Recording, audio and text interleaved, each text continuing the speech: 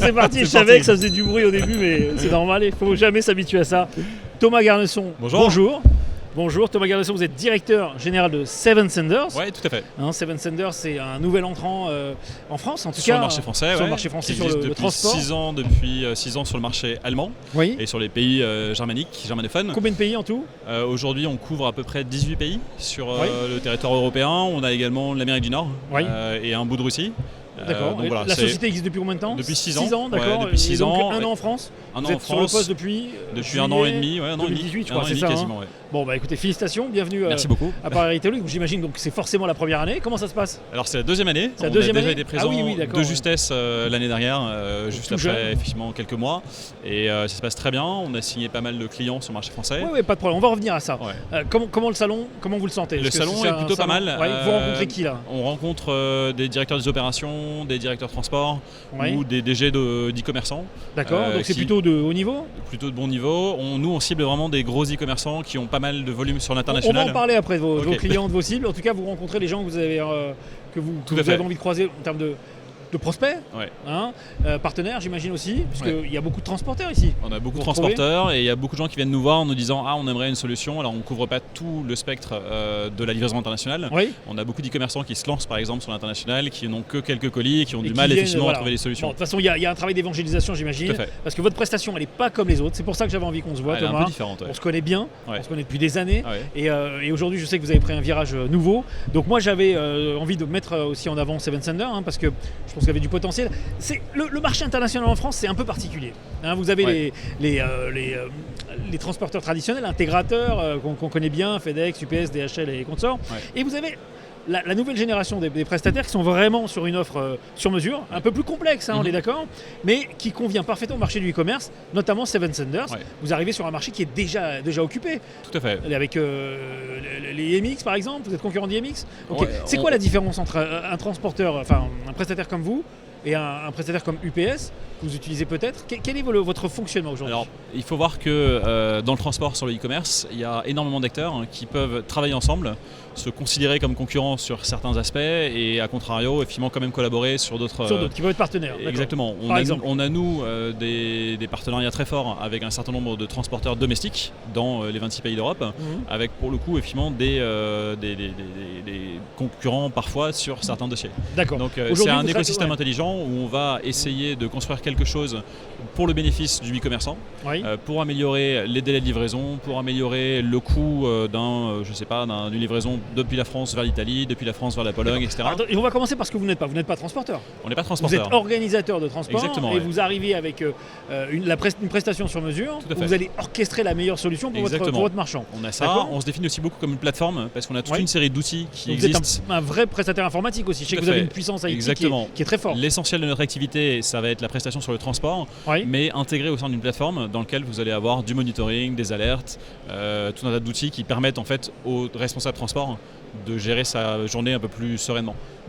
Des outils de mesure de la qualité de service par exemple? Exactement. Donc, par exemple, on a une cartographie en fait, de la performance, département par département, sur l'ensemble de l'Europe, qui permet, au lieu d'analyser sur 4-5 transporteurs des fichiers Excel pendant à peu près 1 heure, d'aller directement d'un coup d'œil, voir là où ça va et là où ça pêche. D'accord. Est-ce que tous les clients ont accès à votre prestation? Est-ce qu'il y a un minimum pour travailler avec vous? Comment ça marche? Sur la partie outils, tous les clients y ont accès.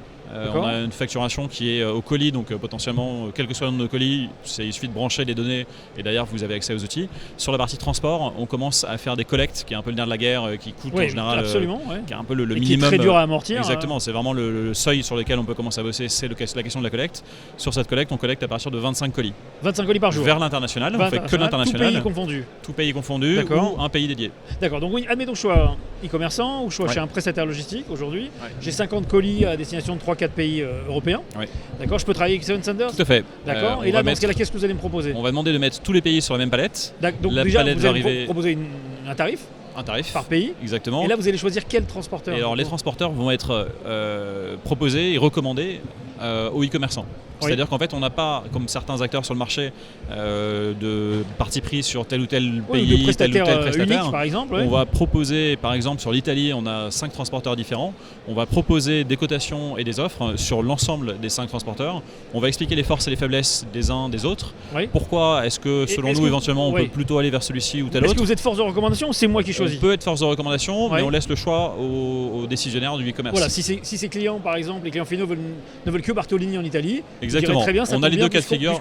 C'est exactement ça. On a les deux cas de figure. En fait, on a des gens qui veulent absolument avoir tel transporteur et ça tombe bien, on l'a, ou alors des gens qui nous disent en aucun cas on bossera avec un tel. Par exemple. Même si parfois on aurait pu dire. J'espère que c'est pas aussi basique que ça, mais au moins on a le choix. Vous accompagnez ce choix. Exactement. Et à la fin, je me retrouve avec une plateforme informatique unique qui va éditer mes étiquettes.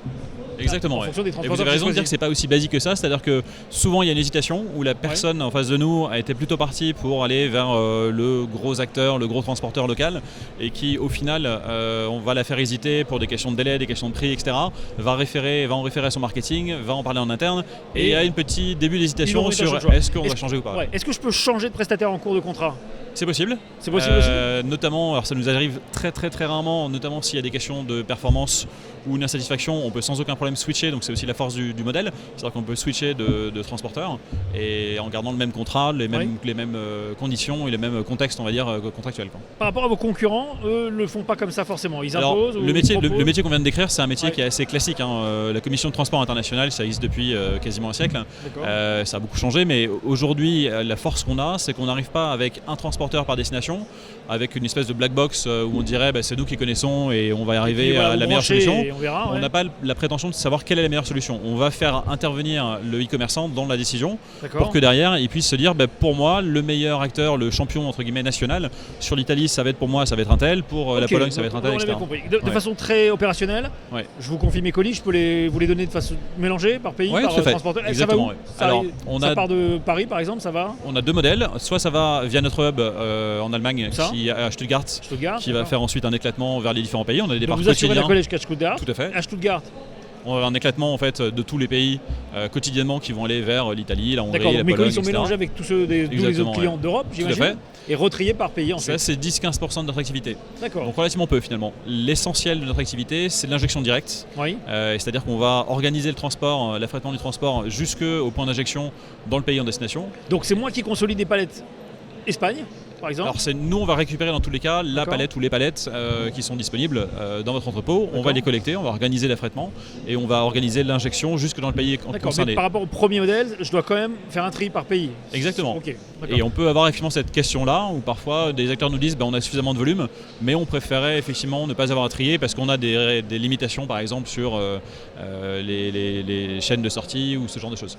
Donc ça peut être effectivement une raison aussi. On peut trouver des solutions. Alors attendez, ça veut dire que si j'ai 3 pays vers lesquels j'expédie, je dois constituer X palettes, mais vous venez 3 fois enlever avec 3 camions ou on va essayer de mutualiser au maximum dans le plan de transport, et ça c'est notre approche un peu conseil, c'est-à-dire que dans la même manière qu'on va conseiller sur les transporteurs à destination, on va également conseiller sur le plan de transport. Si typiquement on nous demande de faire l'Allemagne, la Belgique, les Pays-Bas et le Danemark, on va faire en sorte que ce soit le même camion pour éviter d'encombrer les quais de chargement, pour faire en sorte que ce soit plus optimisé et aussi économiquement souvent c'est plus intéressant. D'accord, on va y venir sur le prix justement. Économiquement vous vous situez comment par rapport au marché? On essaie d'être challenging, clairement d'apporter une valeur ajoutée et des économies sur le prix. C'est pas le seul bénéfice qu'on a. La valeur ajoutée elle est aussi dans le fait qu'avec un seul contrat, un seul interlocuteur, vous allez avoir à tous les meilleurs champions du monde. C'est-à-dire que votre sélection vous permet de choisir les meilleures solutions à chaque fois. Exactement. Souvent on a la demande par exemple d'avoir je sais pas, Berthe en Italie, d'avoir la Poste polonaise, d'avoir en Espagne Correo sous Séour. On va avoir en fait des demandes où si le e-commerçant voulait avoir cette configuration-là, nécessiterait de signer 5, 6, 7 contrats, de suivre aussi au quotidien les différents outils, parfois dans la langue du pays, d'avoir des contacts commerciaux différents. Ce qu'on va proposer, nous, c'est d'avoir un seul contact, un contrat unique, et de proposer l'ensemble des pays, de choisir son transporteur un petit peu à la carte et d'avoir le meilleur champion national. Et une possibilité de changer si mon modèle évolue. Une possibilité de changer en cours de route, exactement. Si j'ai une défaillance sur la qualité de service chez un des prestataires qu'on aura choisi, même champion, il peut avoir ses failles. Ce qu'on ne fait et là vous êtes réactif Tout à fait. C'est typiquement dès le lendemain ou le surlendemain pour effectivement faire en sorte qu'on prévienne tout le monde, mais c'est assez rapide. Il n'y a pas d'engagement sur effectivement le transporteur. Nos contrats ont une durée, mais qui pour le coup est négociable. Mais sinon, effectivement, le détail ensuite du transport, l'ouverture d'un pays, le changement de transporteur est faisable. Moi, ce que j'aime bien chez vous, c'est le côté agilité, parce qu'il n'y a pas cette rigidité qu'on peut avoir chez certains transporteurs. On ne sait pas trop comment ça se passe. J'ai l'impression que c'est très transparent, alors que c'est souvent très opaque. Ça, c'est un peu notre ADN. En fait, les deux fondateurs de la boîte, il y en a un qui a bossé pendant des années dans la partie conseil et R&D logistique, donc il connaissait bien cet accompagnement et le fait que chaque cas était un peu particulier. Et l'autre cofondateur a bossé dans un e-commerce, un e-commerçant qui s'appelle Wine in Black, et qui avait 1001 problèmes pour le transport des bouteilles de vin, non seulement domestiques mais encore plus à l'international. Et c'est en se rencontrant en fait qu'ils ont décidé de faire ça, en se disant il faut une approche customisée, vraiment personnalisée, un conseil à chaque client pour leur dire voilà tout ce qui existe sur le marché, un peu comme un consultant le ferait, et en disant voilà ce qui est à peu près la meilleure solution pour économiser en délai, en coût, etc. D'accord, parfait. Donc là on avance. Vous y croyez à la France? On y croit, on fait plus qu'y croire, c'est-à-dire qu'on a signé déjà nos premiers clients, nos premiers gros clients. On a signé des acteurs comme Atlas for Men, comme Photobox. On a 2-3 autres qui sont dans les tuyaux qui devraient être lancés là avant la fin de l'année. Donc c'est effectivement un modèle qu'on a répliqué par rapport à ce qui se faisait très bien en Allemagne. On fait à peu près 42 millions d'euros de chiffre d'affaires annuellement. On s'est dit on veut aller à l'international. La France nous a semblé un super pays d'extension, d'internationalisation, et on a effectivement les premiers résultats au bout de tout juste une année effectivement qui ont fait leur preuve. On esquisse, on démarre. Le marché est là. Le marché est là. Bon, l'international c'est pas le fort forcément des e-commerçants français. Les e-commerçants sont français surtout. Oui, mais du coup en fait c'est pas une offre qu'ils maîtrisent non plus, et ils ont besoin d'accompagnement. Ils ont besoin d'une offre un peu sur mesure. Non, ce que j'aime chez vous, c'est le côté accompagnement, réflexion, conseil, agilité, possibilité de changer de prestataire. Et puis, il y a toujours cette variable prix qui est le nerf de la guerre. Et là, j'ai l'impression que vous êtes adapté ou... On s'est adapté. Alors, encore une fois, on n'a pas réinventé la roue sur cette partie-là. C'est-à-dire qu'on va déconstruire le plan de transport pour faire en sorte que la partie line haul jusqu'au point d'injection et ensuite la partie domestique, cette partie-là, qu'elle soit effectivement la plus optimisée en termes de coût. Après, il y a d'autres acteurs sur le marché, on n'a pas prétention à être le moins cher tout le temps. Et encore une fois, l'argument prix est certes important sur le transport, mais il y a aussi d'autres aspects comme la qualité de service. Le délai de livraison. La praticité aussi, le fait d'avoir un interlocuteur qui va gérer tout un tas de pays d'un coup, tout ça c'est aussi important. Versus des solutions qui sont peut-être un tout petit peu moins chères et où derrière vous n'allez pas avoir d'outils, vous allez avoir pas mal de contraintes. On va s'arrêter, sinon on va rester 1 heure et plus personne ne va regarder la fin. On va conclure, un petit mot en conclusion, un scoop, quelque chose que vous préparez pour l'année prochaine. Je sais que vous êtes très actif. Alors un scoop, c'est qu'on va ouvrir le Benelux avec un bureau là-bas, avec une équipe là-bas pour effectivement développer notamment les marques pan-européennes. On a énormément de contacts pour des marques dont les entrepôts pan-européens sont en Belgique, aux Pays-Bas, et donc on continue de manière assez raisonnée, assez raisonnable l'internationalisation et l'extra-croissance vers les autres pays. Merci Thomas. Un grand merci. Grand salon. Oui, bonne chance. On en attend beaucoup. Et on se revoit bientôt. Beaucoup. Merci, à bientôt. Au revoir.